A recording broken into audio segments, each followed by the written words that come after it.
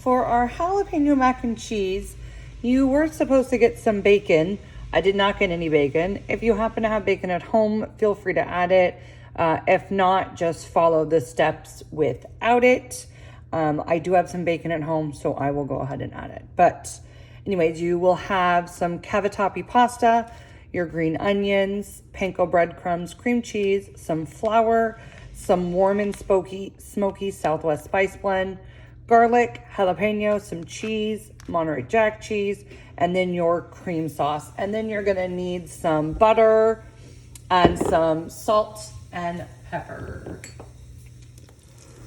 So my bacon has been cooking away and it is just about done. So I have a paper towel lined plate here and I'm just taking these out to drain on the plate.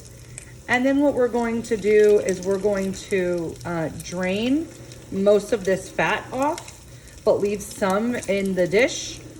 If you do not have bacon at home or you did not get any bacon, you can just go ahead and add a little oil to the pan before the next step.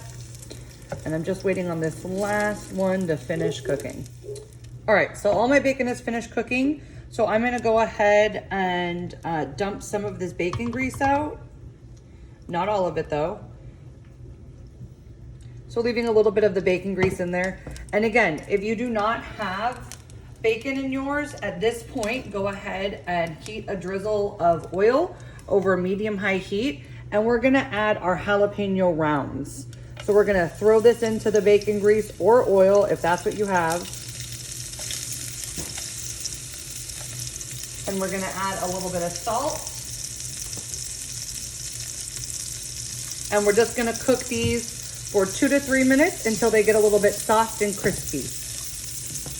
So again, if you don't have the bacon, and you don't have bacon at home, feel free to just add a little drizzle of oil and cook the jalapeno rounds in that. So my jalapenos have been cooking a couple minutes. So I'm gonna go ahead and remove these to a small bowl. And then I'm gonna go ahead and add my my chopped jalapenos, my scallion whites, and my garlic directly to this pan.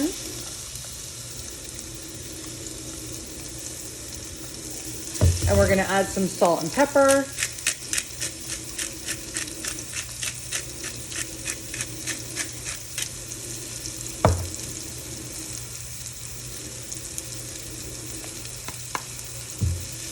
And we're gonna go ahead and just cook this for 2 to 3 minutes until everything starts to soften. While my vegetables are softening, I'm gonna take some butter and microwave it and make my panko topping. All right, so my butter is melted, so I'm gonna go ahead and add my panko. I'm kind of mixing it as I stir it in. So we want it to get coated in the butter. And then we're gonna go ahead and add about a teaspoon of the warm and smoky Southwest spice blend. My water is almost to a boil, so it's almost time to add my pasta.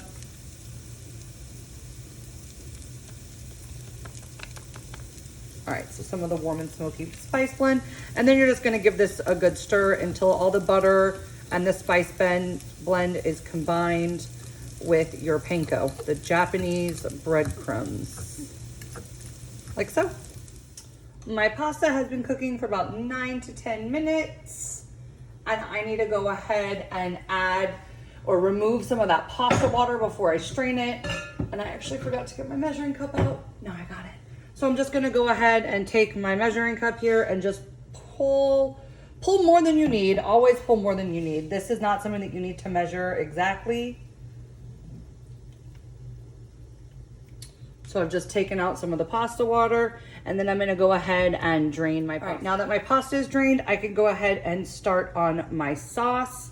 So I have my softened vegetables and I'm gonna go ahead and turn the heat on to like a medium high. And I'm gonna go ahead and take the entire contents of this flour. We're kind of gonna be making a roux. And I'm gonna sprinkle the flour evenly over the pan. Like so. And then I'm gonna give this a good whisk till the flour has coated all the vegetables and we don't really see any more of like the white streaks of flour. We're trying to get it all incorporated into the leftover grease in there. Like so. So you see now there's no more like white streaks of flour. The flour has been like added in with all of the fat. So now we're gonna go ahead and add our cream base. And I believe the instructions say it's in a carton. This time it did not come in a carton, it came in a little bag. So you're just gonna add the entire bag.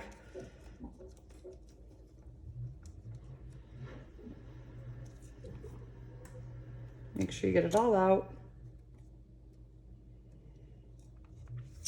And then we are going to add the contents of a cream cheese.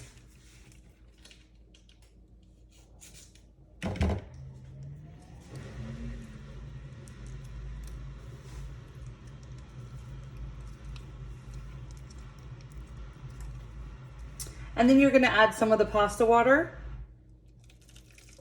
and give this a good whisk and cook this for a couple of minutes until it gets nice and creamy and the cream cheese has all like melted into the sauce. And I actually forgot, we need to add the rest of our warm and smoky Southwest blend, and then go ahead and turn your heat down to low as we let all those ingredients melt together. My sauce has been simmering for several minutes and almost all of that cream cheese has melted. I'm gonna go ahead and add my Monterey Jack cheese. I'm gonna add my Mexican cheese blends, both bags. And then I'm just gonna whisk this all together until they are all melted. So my sauce is all nice and creamy. I'm gonna go ahead and turn my broiler on right now. And then I'm gonna head and chopped up my bacon. So we're gonna head and go and add all of that bacon to it. And then we're gonna add our cooked and drained pasta. And we can add a little bit of salt and pepper right now.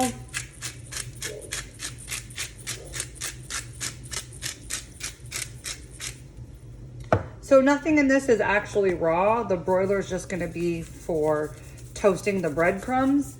So once you toss it all together, if you want to taste to adjust your seasonings, you can. And look at that ooey gooey cheese pull. That's what you're looking for. So I'm just gonna go ahead and give this a good stir until that bacon and the pasta is all coated in the sauce. So I've mixed all my pasta together. If it seems too thick to you, you can go ahead and add in some of that pasta water that's left over. But to me, this looks fantastic. So you can put it into an 8x8 square baking dish. I have these foil dishes that I love, easy cleanup. So I'm gonna go ahead and add my pasta to this dish.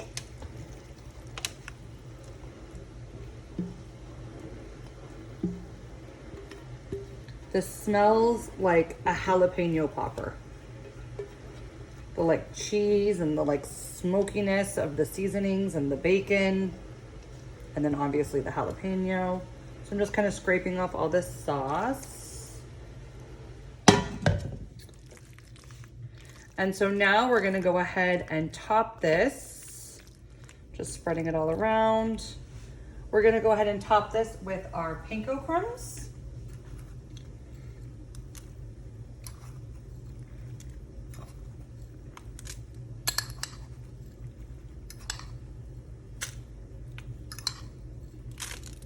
Make sure you get it kind of all over. And this just adds a nice textural element. Nice little crunch on top.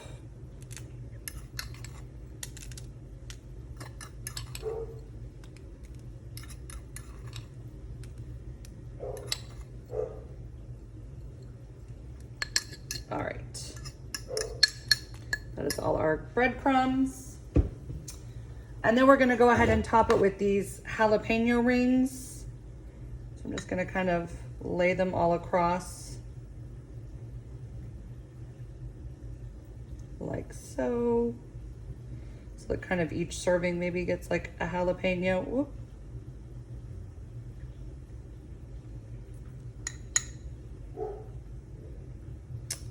And then this is just gonna go into your broiler The broiler has the heat on the top, and you're just gonna broil this. Nope, not enough to do one serving. Oh, there's two right there. You're gonna just broil it for like 2 to 3 minutes. So watch it pretty carefully to make sure that it does not burn. So as you can see, this was only in for about 2 minutes and it got nice and crispy on top. And now you can just serve it with your green onions, and you can serve it, you know, straight out of the pan. And as always, I look forward to your presentation and creativity.